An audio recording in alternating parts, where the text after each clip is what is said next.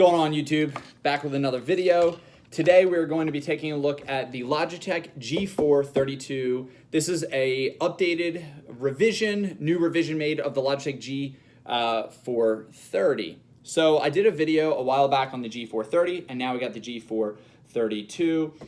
Right now, at the time of filming this video, the headset runs roughly around $60. Now, always the prices can change and vary, so if you click the link in the description below, it'll take you to the Amazon product. You can view the latest price there, as well as if you decide that you want to purchase it and you buy it from that link below in the description, I get a kickback with a few bucks, but it's the same price to you.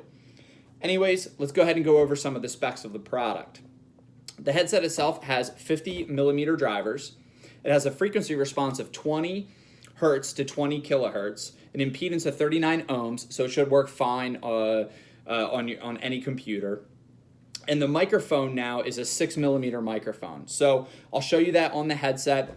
This particular headset works with PC, PlayStation 4, Xbox One, Nintendo Switch, and also has a 3.5 millimeter jack. So you can choose whether you do the USB input or you use a 3.5 millimeter. Now this particular headset, it does have the ability to do the surround sound. We'll go over that on the computer. I've never been a fan of surround sound, but these things are pretty budget friendly for 60 bucks. If you need the surround sound, cool, you get it. If not, who cares? So let's take a look at the headset, dive into the box. All right, the headset at first glance, it's plastic. It's light, has a matte black finish. The ear cups, you got the Logitech logo right there with the G series logo. You also have the G432 printed on the right side of the ear cup. It is pleather, so it's the fake leather, and if you listen, it's a little squeaky. I'm sure you can hear that. It's probably picking up on the mic. We'll have to see if that affects the sound when you have it on your head, see if you can hear it. If you open them up, you do have the metal adjustable band on either side. You have the flip down mic right there, and it's supposed to be a slightly better microphone. We're going to test it out. We are going to do a mic test and see if it actually is better. On the back of the left ear cup, right there, you have a volume rocker. That is so if you want to adjust your volume on the fly, you can.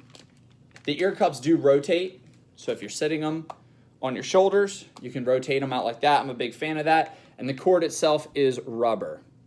It is a rubber cord. It is not braided. On one end, you have your 3.5 millimeter input. Or the other option is to take the 3.5 millimeter input, plug it into there, and now you have your USB sound card so you can do your surround sound. So we will test the mic out using the USB input and the 3.5 just to see what sounds better. If you decide that you want to use the 3.5, it also comes with a splitter. Then with the splitter, you're able to have your mic and your headset input on your computer. So let's get this thing plugged up. Let's do a microphone test. I've actually been looking forward to trying these out to see if the microphone is better, see how clear it is. I think we're going to get a good understanding of how much time and money that Logitech put into upgrading these. So let's get it plugged into the computer. I'll show you the software as well as give you guys a mic test.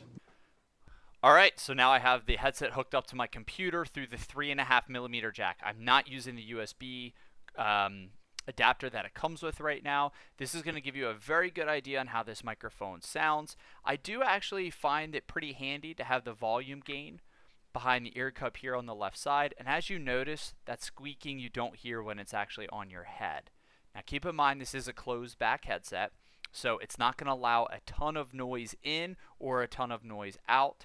It is not going to leak a lot of the noise out of the headset itself because these are pleather. So your ears will get a little warm on long gaming sessions. What's kind of neat though is that with the software, Logitech does allow you to turn on a feature called voice monitoring. So you can actually hear yourself into your own headset, so you know if you're talking too loud, talking too quiet, and so forth. The sound is decent on the headset and it's pretty good for gaming. I'm not a big fan of the surround sound, so I'm not even going to cover it in this review. If you want to do surround sound, I'm just not knowledgeable enough about it to even talk about it. I do not really enjoy it that much. I like the headset to be just as it is in stereo. So let me go ahead and show you guys the software, and let me switch to the USB adapter and not use the 3.5, and you can see the difference there. So now I have the headset hooked up through the USB adapter. There's a couple things that you benefit from by hooking it up to your computer through USB.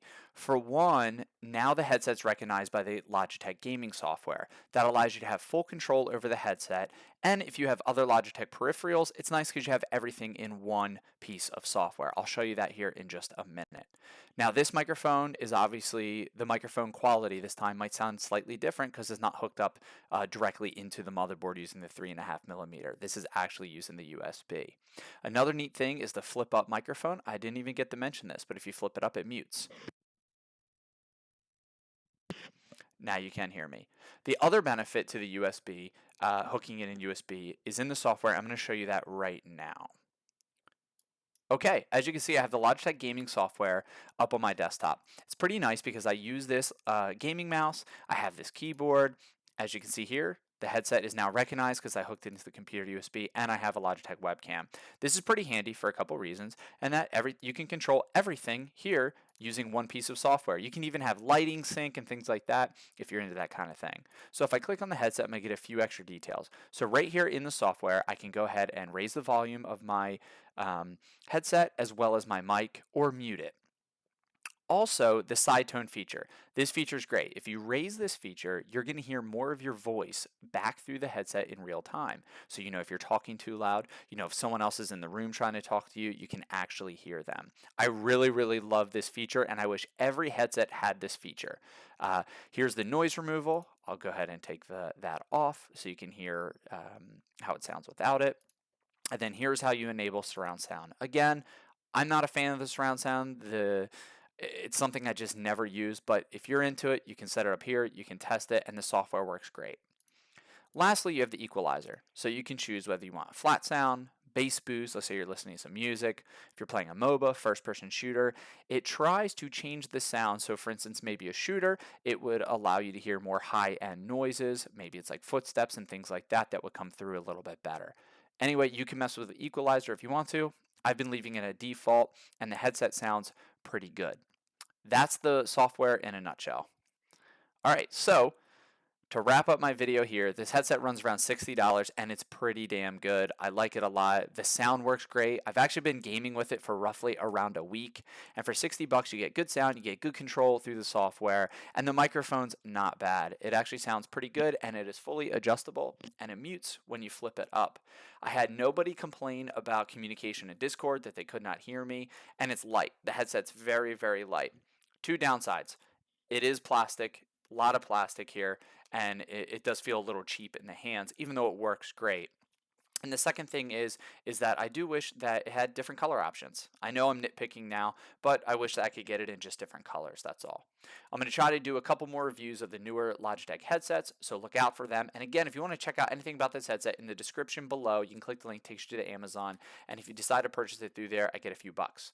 Thanks guys for tuning in. I'll go ahead and sign off now, and then I'll be back for another video. Thanks, bye.